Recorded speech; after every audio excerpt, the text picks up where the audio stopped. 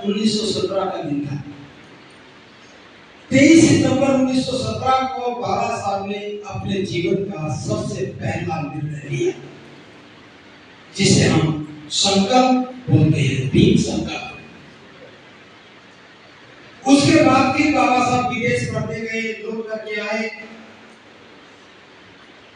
नौकरी नहीं की, जीवन भर संघर्ष किया।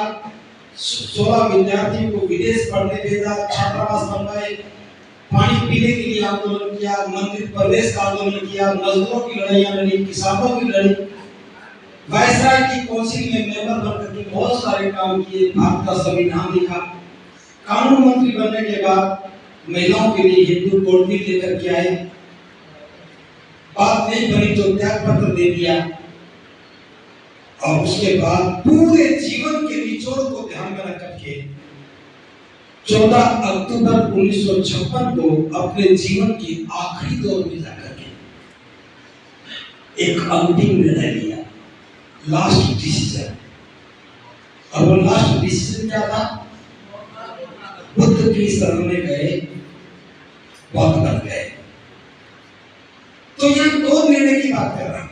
पहला निर्णय, इस व्यवस्था से पीड़ित होने के बाद त्याग पत्र दिया और संकल्प लिया कि मुझे करना क्या है।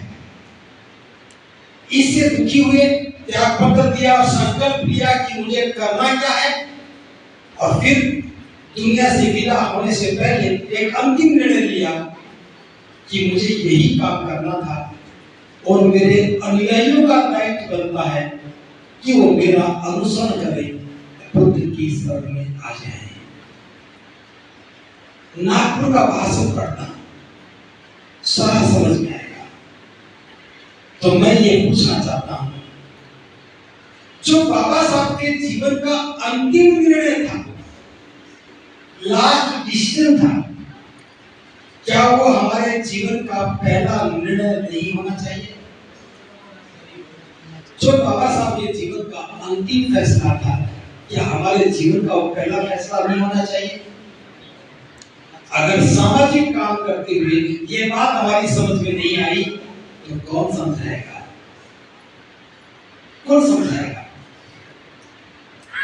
अगर हम बौद्ध बन जाते, बाबा साहब की बात को मान करके हम बौद्ध बन जाते, तब क्या होता? क्या बौद्धों में जाति होती है? हम बौद्ध बनते तो जाति खत्म हो जाती,